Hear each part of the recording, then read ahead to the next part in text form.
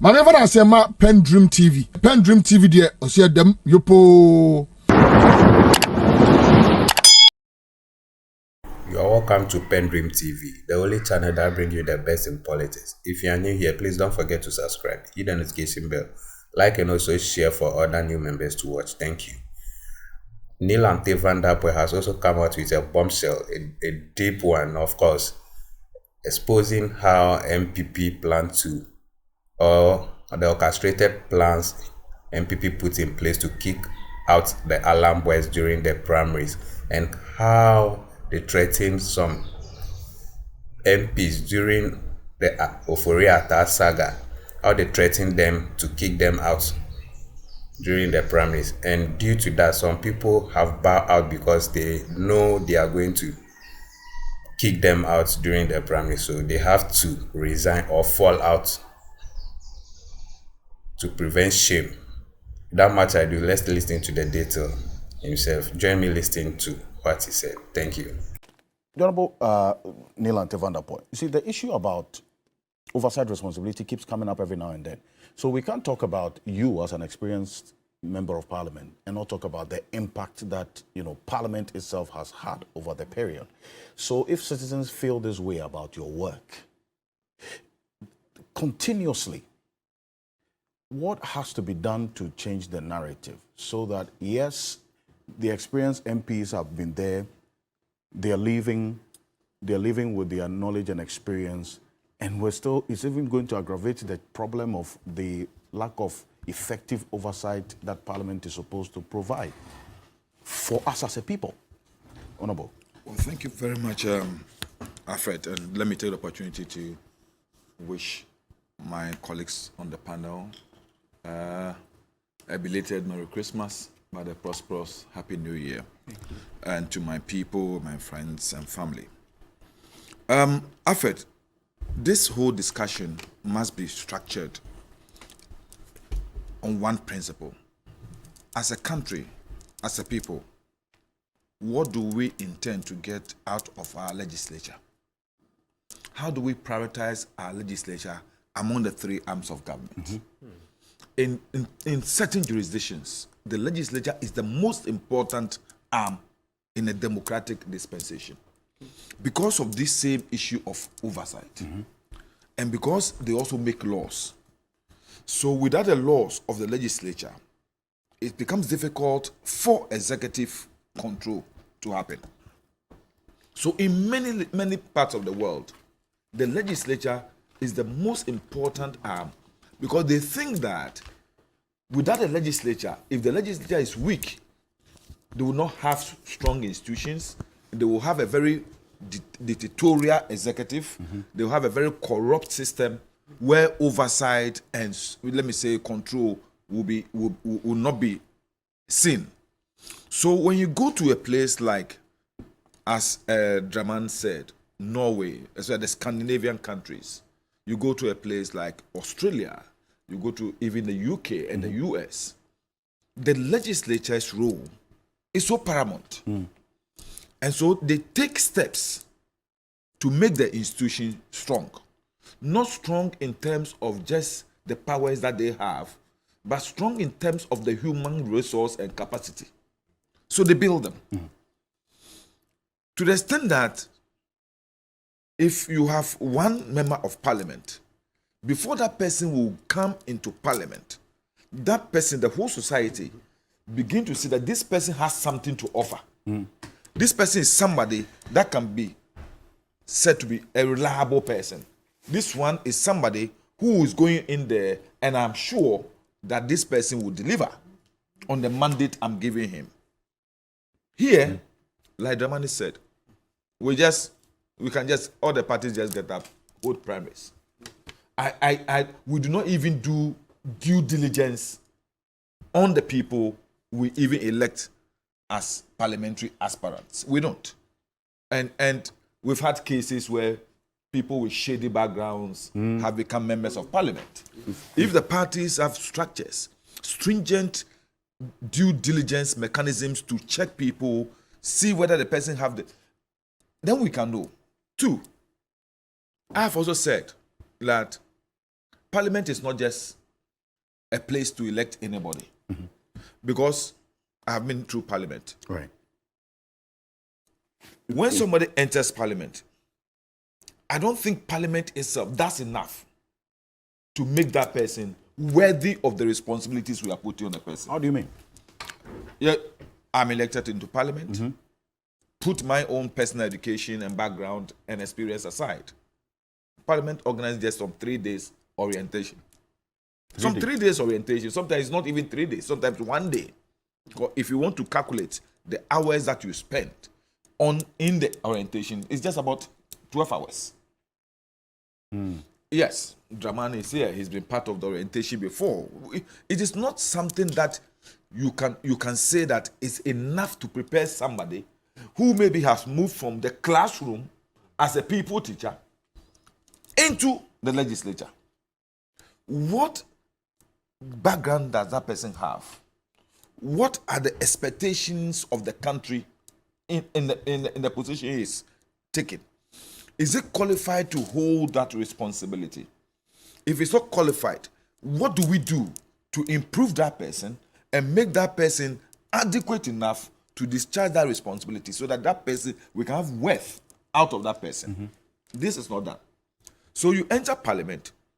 If the person himself do not dispose himself to acquiring more knowledge, improving upon himself, adding value to himself, then that person will go through Parliament and will just go through, like Draman said, without really making any impact. He could be there for uncountable years, but he will not make any impact. Because if that person does not desire to improve, the system itself do not make that person acquire or improve the way we want him to improve. He can sit in Parliament, know how the bills are taken through, the readings and all those things, how they are passed and everything. That's all. That person may not be able to impact in the work in committee. He will not be able to impact on the work in the plenary. So that person will just go through. Like we say in the education circle, some people go through the classroom and not the classroom going to go through them. So just add to the numbers. Yes. And so we need, as a country, we need to see what are we looking for? What do we really, how do we really see the legislature in the scheme of our governance? If the legislature is that important, and we think that legislature has the power to oversight the executive, without which the executive could be dictatorial, could be abusive, could be corrupt. If that is the check we can have, then how do we make Parliament so strong and adequately resourced, human resource, logistical resource, to be able to discharge that function? In the US, they have a committee in Parliament. That committee is so powerful that they can check the executive, check the members of Parliament itself. They check their own self. It's just like our oversight committee here. They at the end of the day, the year, they go through Parliament itself, the work Parliament has done, and find out whether Parliament has done enough worthy of the budget that was given to Parliament. Parliament should have done this, they didn't do. How can Parliament sit and this mismanagement happened, corruption happened, this happened? They take steps to make sure Parliament checks on itself. It's a committee of Parliament. But what we've seen over time is that it's all about the numbers. Yeah. You see, the minority, you have your say. So the majority will have its way. You see, no matter how bad the situation is, Alfred, you know that if the numbers game comes, that's what you are playing with. That's why I'm saying that. Until we come to the realization that this is what Parliament as a country we expect of them, that will happen. Because let me tell you, recently in the US, the opposition, the Republicans have the numbers in Congress. But what did they do? Among themselves, they said, in the interest of US, this is what we want to do. Against the official position of the Republican Party. To the extent that there's, in the US Congress now, there is a group that is apolitical, irrespective of their political persuasions. When it comes to issues, from both sides, they come together and say, in the interest of America, this is the way we want to go. You understand? So much that the interest there is not about Democratic Party, Republican Party, but about United States of America. We have not gotten to that level, or we don't even want to get there. And so, like we have all analyzed, we have a provision in our constitution that makes Parliament so subservient to the executive. Because you want a ministerial appointment. Yes. Agreed. Yeah. It's not only ministerial appointment, but there's so much fear in the executive, in members of Parliament for the executive, that the executive can do anything to them. Look, I don't believe that the 80 people who got up, as Martin Pebu said, to ask the Kenofrata to go were interested in positions. You understand? But as soon as the whip was cracked, they all backed down. They all backed down.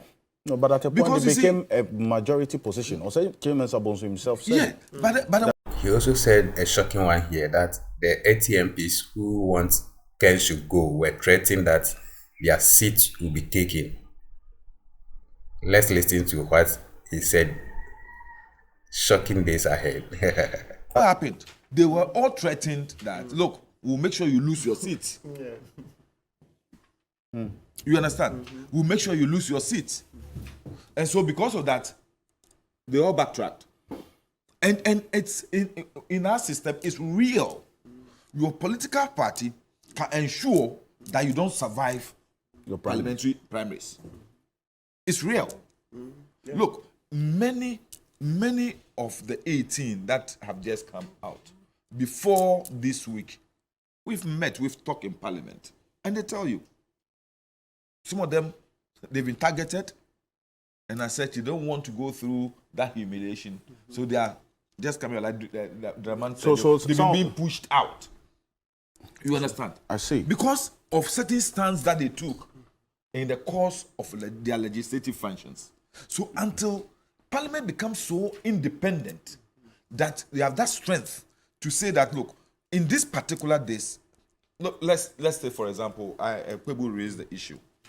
You remember last year we voted against the budget, and then the first deputy speaker took over the chair the next day, and then had the majority voting. You understand? And overturning the decision we made. It was the same with the e-levy. Constitutionally, well, I don't want to, I'm not a lawyer, but You are free to I express your opinion. with all parliamentary practice, everything have detected that when, according to the article in the Constitution and our standing orders, whoever is sitting in the chair presiding do not have a vote. But we have a situation where a speaker comes out of his chair to vote and then asks another person to go into the chair, and then after that person wants to get out to vote. It's not dramatic. So we are not asserting our independence. The strength of the legislature, it's independence. Legislators all over the world, they derive their strength from their independence, their autonomy. But because our parliament is so dependent on the executive, that autonomy, that power is not there. And so, what do we desire as a country? Where do we go from here? As you said, how do we strengthen parliament? How do we make parliament so strong that no member of parliament will have a fear for the executive? No member of parliament will sit there and say that, look, I'm in parliament looking for an appointment from the executive. I'm in parliament, I'm looking for a favor from the executive. I'm in parliament, I'm looking for, let me say, some kickback from the executive. And as such, I'm going to do the bidding of the executive. Until we make parliament an institution where people can go in there and say, look, I'm going there as a professional, I'm going to exercise, do this work, and come out of it as somebody who thinks I have achieved something. It will be very, very difficult for people get into the legislature and be able to assert themselves, drive that autonomy, get out those independence clothes and wear it and be strong in the house. Let me give you an example. We talk about those who are leaving experience. Yes. People will leave all the time because some of them come into parliament with a sort of idea, principles. They've heard about what parliament can do, but you enter and you are hit with the reality, frustrations, with the reality. Because let me give you an example. I was having a chat with Adomako Kisi, Honorable Adomako Kisi, and it's something that he made a comment that Kobra Donko had made before. In fact, Dr. Kobra Donko is not going to be in the ninth parliament with him because he lost the primaries. So it's not just about those who are going out. After the MPP primaries, we had close about 13 people losing primaries. They are also going to suffer a lot of casualties. That's the sitting MPs. Yes, a lot of casualties. So when you put the numbers together, we may be getting close to what Draman has said. That's 60% of the possible, MPs in 2025. Because right now we are close to almost about 70 people not going. 70 sitting MPs on both sides. From both sides. Those who have willingly come out and those who have lost primaries. And then if the MPP primaries is held next month, and then we have the odd number of casualties, you may be getting close to the 60% Draman talk about. Because I know that not less than 50 of them may be kicked out. Not less than 50 of them. And these are the names of the MPs you mentioned that the MPP are planning to kick them out because they support Alan's movement. Let's listen to the names he mentioned and watch carefully after the primaries. 138. Yes. Well, 137. Well, I'm adding the independent. I'm adding the independent because whether we like it or not, so from your own permutations, not less than 50 of them, the sitting NPP MPs, will lose the primaries. Yes, a lot.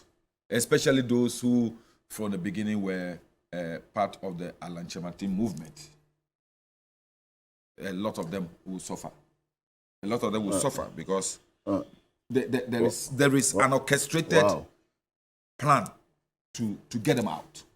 Some of them are being stubborn, and they want to to still fight. Somewhere like Eugene Entry, for example, it's obvious that the establishment is really prepared to kick him out, and he want to fight. He want to say that I would rather go and lose at the battle than to bow out. And they appear could be. There are a lot of them. The few have just moved out, like Sanid, Suleiman Sanid, and the rest have just moved out. Somewhere like Sly, I will fight.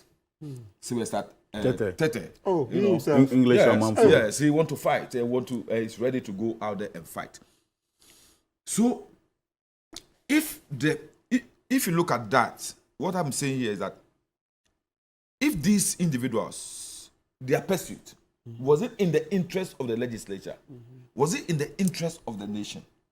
If that is it, why should their party take up a stand of punishing them when we all see as a nation? And what mechanisms are there to protect these people?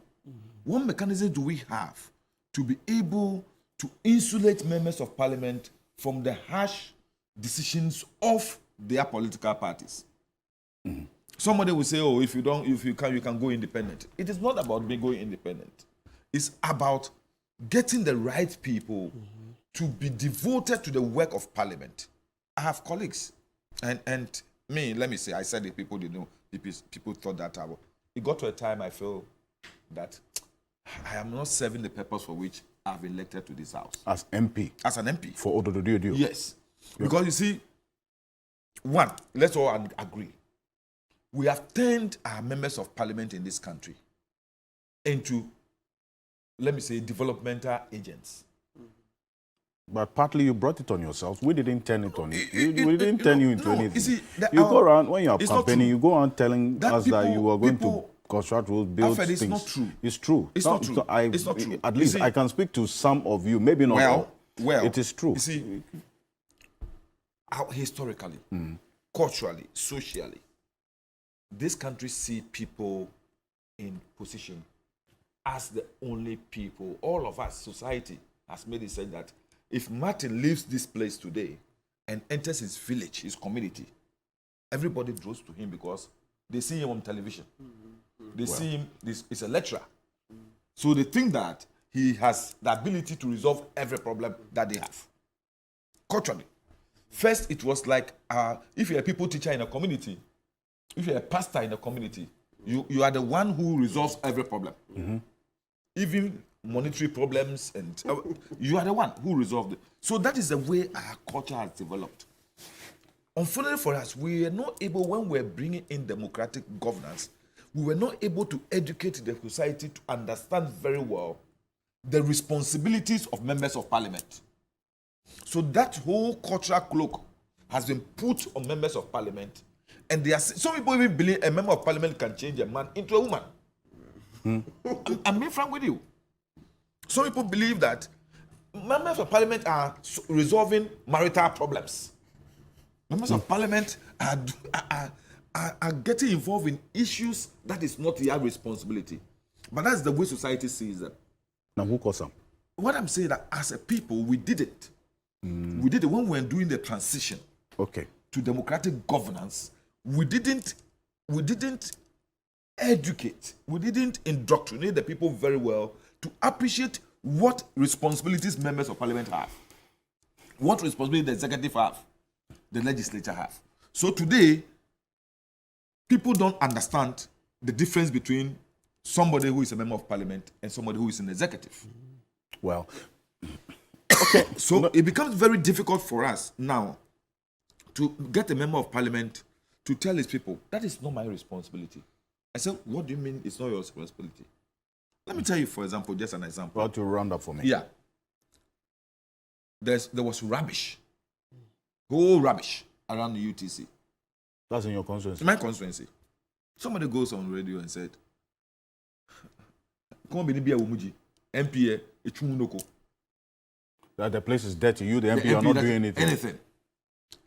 The person doesn't understand that is not the responsibility of the MP. That person doesn't understand that that's not the responsibility of the MP. So MPs are measured on issues that fall outside their responsibility. So it gets to a time the person becomes frustrated. Look, a lot of our people, for example, let me give you an example. We mentioned Kobra Donko. One of the key issues that has led Kobra Donko losing primaries, it's not because he's not being a good MP. Because when it comes to the work of parliament, Kobra Donko is one of the people who have really helped. Aveji, someone like Benjamin Podo. Look, one thing I remember we did that has saved this country was when the local government committee, the minority local government committee, we decided to fight the Minister of Finance on the capping of the District Assembly's Common Fund. We have to get Podo and Richard Koshiga with Dr. Ine to go to the Supreme Court and fight this. Why? Because we saw that it's going to affect the development of the country through the local governance system. And it's clear. Today, up to today, it's fact, as I'm talking to you now, local government committee is going back to court, Supreme Court, to fight against the same decision of the Supreme Court was that total 5% of total revenue. But government has persistently not added cocoa receipts, not added oil receipts to the total revenue before calculating the 5% they give it. So the 5% is only on tax revenue. You understand? We're going back to court. All these things are things that we do. You won't get anybody on the majority side to do this because that person is scared of the executive. We have a committee, local government committee. We fought against the issue of property rate, for example. At the committee level, we all agreed that we will not accept this because it will be detrimental to the development and the sustainability of the assemblies. When we got to the plenary, our colleagues from the other side were scared. We're scared. Scared of who? Scared of, because the decision was from the executive. The Minister of Finance, looking for money, had decided to now go and take property rate of the assemblies. But so let me understand. Was it that you didn't want property rate to be collected, or the rates or the application of it? Because I think this property rate has been in the budget for as long as I can remember. Last year. It was only last year. I'm talking about the expansion and the effective collection of it. So I just wanted to understand. Our argument was that by the Public Financial Management Act and by the Constitution, the only institution mandated to collect property rate is the district assemblies. That's what our law says. Okay. You understand I get the me? point. So if government thinks that the assemblies are not effectively collecting it, what the government needs to do is to build the institution. Okay. Government needs to improve the capacity of the assemblies to be able to collect.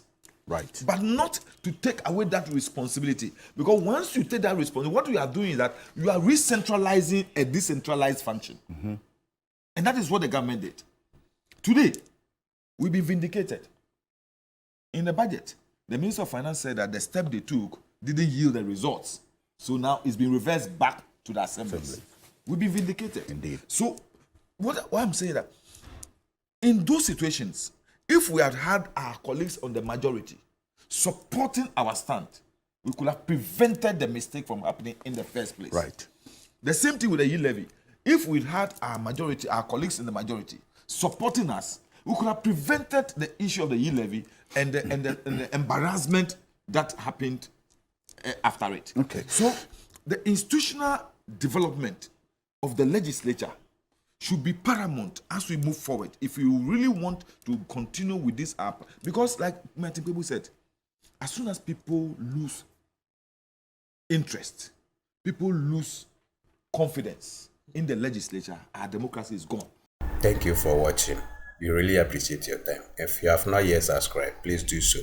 Hit the notification bell. Turn it to all posts so that you'll be the first to receive any notification from our channel. As far as it hits, you will be the first person. Thank you.